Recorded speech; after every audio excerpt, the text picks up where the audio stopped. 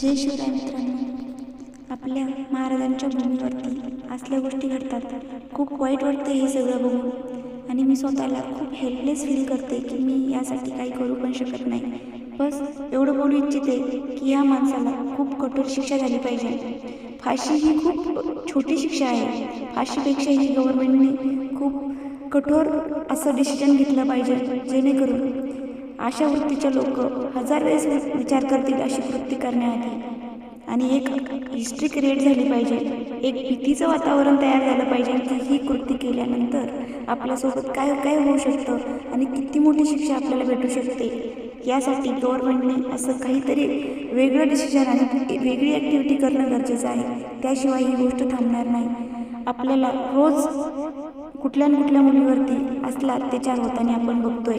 तर हे थांबवण्यासाठी गव्हर्नमेंटने काहीतरी वेगळी ॲक्टिव्हिटी करणं गरजेचंच आहे. त्याशिवाय हे थांबणारच नाही, हे तर ठामपणे मी सांगू शकते. जे